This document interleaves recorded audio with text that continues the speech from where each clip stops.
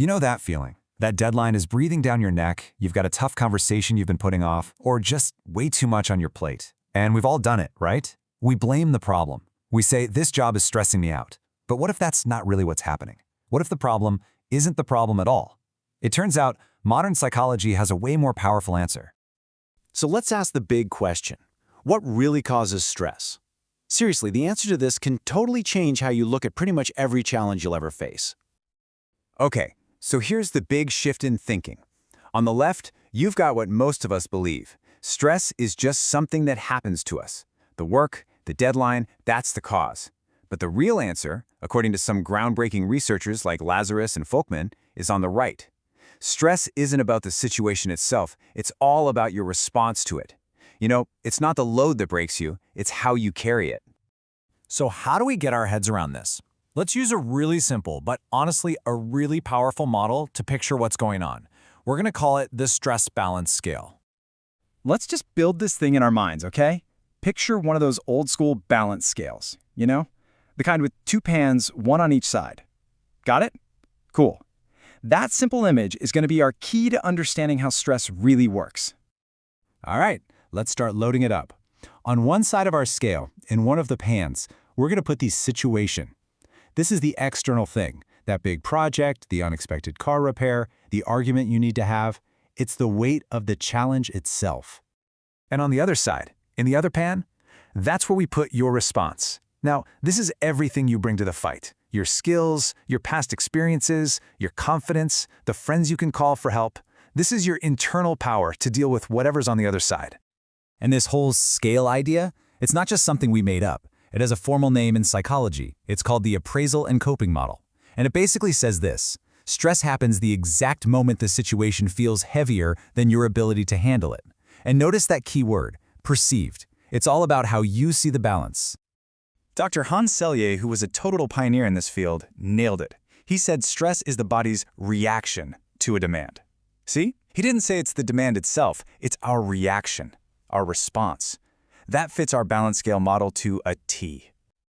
So, what's actually going on when we get that sinking, overwhelming feeling? Well, in our little model, it means the scale is tipping. Hard. The balance is lost. Let's look at exactly why that happens. That situation side starts to feel way heavier, and it tips the scale into stress when a few things are true. Maybe the whole thing is brand new, so you're flying blind. Or you feel like you just don't have the right skills yet, or the right people to back you up. A lot of the time, it's just plain fear of what might happen.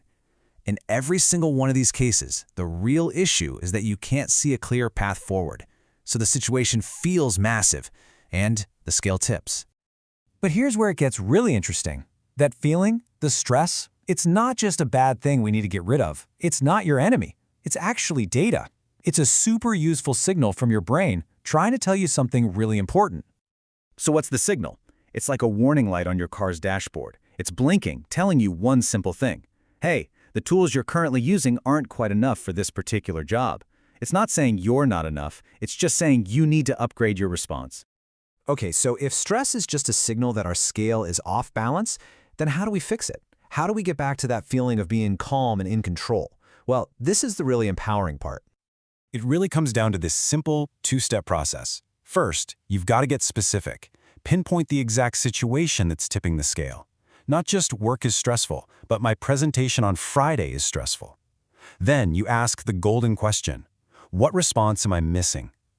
What specific skill or person or piece of information would add some serious weight to my side of the scale? And finding that new response, it's not some big mystery. You can add weight to your side of the scale in so many ways. You could talk it out with a friend and get a new perspective. You could learn a new skill from a book or a course. You could work on new emotional strategies, like meditation. And, of course, seeking professional help is like getting a master class in building up your whole response toolkit. And look, this isn't just some feel-good idea. It's backed by a ton of science. It's actually the foundation of something called cognitive behavioral therapy, or CBT, which you've probably heard of. The whole thing is built on this proven fact. If you change your thoughts and your actions, in other words, your responses, you directly change your stress levels. You restore the balance. So let's wrap this all up with one last, really powerful thought. What if feeling stressed wasn't a sign that you're failing? What if it's actually the clearest sign that you're about to grow? This right here sums up everything we've talked about. When the situation feels bigger than your response, you get that gap. That gap is stress. The goal isn't to get rid of all situations. That's impossible. The goal is to build up your response to match the situation. That's where you find balance. That's where you find calm. And here's the hidden gift in all of this. To close that gap, you have to find a new response. You're forced to learn something, to practice a new skill, to see things differently. And every single time you do that, you don't just go back to where you were before. You've added a permanent new weight to your response side. You literally level up. You become stronger and more capable than you were before.